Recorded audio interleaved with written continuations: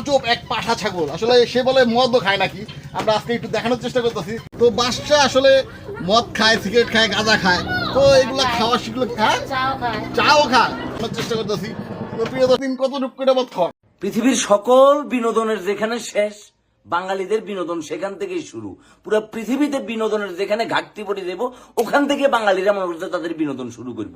মাঝে মধ্যে মনে হয় যে আমরা আসলে ব্রিটিশদের কাছে মুক্তি লাভ করি নাই, বরঞ্চ ব্রিটিশরা আমাদের ফোংডামি বুঝবার পরে তারা আমাদের কাছ থেকে মুক্তি লাভ করছে। বাবুরে, এই কিছু দায়িত্ব লই লইছে কিছু আরাহমদাইনা সাংবাদিক।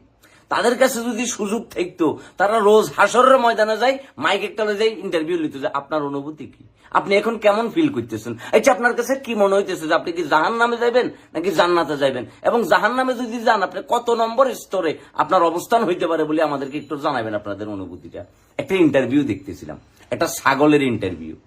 ছাগলটারে এক বেডি ভালে, বেডি বলতে চাইতেছে যে ছাগলে মদ খায়, ছাগলে গন্ধা খায়, ছাগলে মনে করো যে কিয়া বেনসন সিগারেট খায়, এতে আবার চা খায়। চিন্তা করছো অবস্থা, মানে বিনোদন কোথায় চলে গেছে। কদিন পরে পাবনার লোকরা আস্তে করে হসপিটাল বাড়িব, আর আমাদেরকে দেখা যাবে কর্তৃপক্ষ দড়ি দড়ি পাবনার হসপিটালের ভিতরে ঢুকাইতেছে, কারণ আমরা আর বেশি দিন বাইরে সুস্থ থাকবার মতো কোনো অবস্থা নাই। ছাগলে বলে মদ না খাইলে হাতের বলে মাথা ঘুরায় বলে, আর যদি মদ ঠিকঠাক খায় তাহলে হাতের বেরেন নাকি ঠিকঠাক থাকে। আমি দেখলাম প্রায় 5 মিলিয়নের মতো লোক এই ভিডিওটা দেখছে, প্রচুর লোক অ্যাংরি রিয়েক্ট দিছে, হা রিয়েক্ট দিছে। নিশ্চয়ই আপনার চোখেও পড়তেছে যে আমি আসলে কোন ভিডিওটার কথা কইতেছি। যেই বেডি নাকি এই ছাগল জাতুন কিনছে, হেতে নাকি আগেই কই দিছে যে বাবুরে আমাদের ছাগল কিন্তু মদ খায়, নিয়ম করি তাও গানটা ধোঁয়া না দিলে হেতের বলে ঘুমাইয়ে না। 19টা নাকি বাচ্চা আসলে, বাচ্চা বিয়েতে হেত হয়ে গেছে পাগলের নাকি প্রেম করিবার ইচ্ছে। মাবুদ, এটা চিন্তা করা যায়? আরে ভাইয়া, পৃথিবীতে তোরাই তো লাইফ কাটাইতেছ, আমরা তো আসতে গেলে কারওয়ান বাজারে কাঁচামরিচ আর তরমুজ বিক্রি করি, বলে আমাদের তো পৃথিবীতে আর কোনো কাজ নাই। রিয়েলে বললাম যে পৃথিবীর সকল কমেডির একমাত্র সদর দপ্তর হয়েছে এই দেশ। এই দেশে এহেন কোন জাতের মানুষ নাই যে আপনি সেটা পাইতেন না। সকল রকমের মানুষ আছে, কেউ বই বিক্রি করতে যায় বারামি করতেছে, কেউ মোটিভেশন দিতে যায় বারামি করতেছে, কেউ কাজ করতে যায় বারামি করতেছে, আর কেউ ইন্টারভিউর নামে যা যা করতেছে ওইটার বলার কোনো অপেক্ষা রাখে না। চিন্তা করছেন অবস্থা?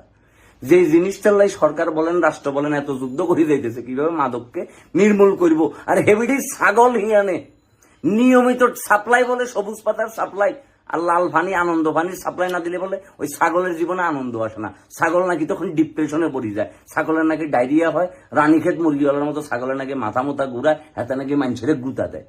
কোথায় আসছি তাইলে আমরা আলটিমেটলি কোথায় যাইতেছি? পুরা রমজান মাস ধরে এক আহারে দেখলাম যে বোরকা টোরকা ভিন্দি আহারে টিকটক মারা নিজি, এবং সে বলতেছে আমি যা করতেছি পদ্মা মানি করতেছি, আর আরেক হুজুর ইন্ডিয়া আসি বলতেছে দেখি এটা নারীকে দেখে আপনার মনের ভেতর যদি শান্তি আনন্দ কাজ করে, that's enough for you my brother. কি শিক্ষা দিতেছে? আরেকজন আসি বলতেছে কয় নাচা যাবে, কিন্তু নোরা ফাতেহির মতো ডান্স করা যাবে না, সানি লিওনের মতো নাচা যাবে না। হুজুর, নোরা ফাতেহি যে এমনি করে হাসাইটা তুলি উঠতে না আছে, এটা আপনি কিভাবে দেখলেন? আর সানি লিওনিকে আপনি কিভাবে ছিলেন? হ্যাঁ, অবশ্যই ইন্টারনেটের যুগ, শেয়ারে বই বিরাট বড় ফতুয়াদি, আপনিও যাই আসতে করি মনে ভিপিএন লাগাই বিদেশে ট্রাভেল করেন কেন? ভিসা পাসপোর্ট ছাড়া লাইফ তো আপনারাই কাটাইতেছেন। আমরা তো এসে ভোটার আইডি কার্ড ঠিক করতে, জন্ম নিবন্ধন সংশোধন করতে, আর পাসপোর্টের নামের কারেকশন করতে, আর মাঝে মধ্যে যদি আরো বিপদ লাগিয়ে যায় তখন আমরা ড্রাইভিং লাইসেন্স ঠিকঠাক করি, প্যাসেঞ্জারের সিটে বই থাকি। জীবন আপনারাই কাটাইতেছেন, কাটান। ক্ষমতা থাকলে সেন্ট মার্টিন লই যেতাম, আপনাদেরকে লই যাই, পকের নামটা পড়াইতাম। পকে পক দুকুনো পক, 3 পকে পক 4 পকে পক। ও মন্দির শতানের বাচ্চা কর সিল কর তোরা। আমরা আইডি মাইডি বন্ধ করে দিই, আমাদের জীবনে তো বহুত বড় ফাপ করছি না আমরা ফেসবুক খুলি। হালারু থালা।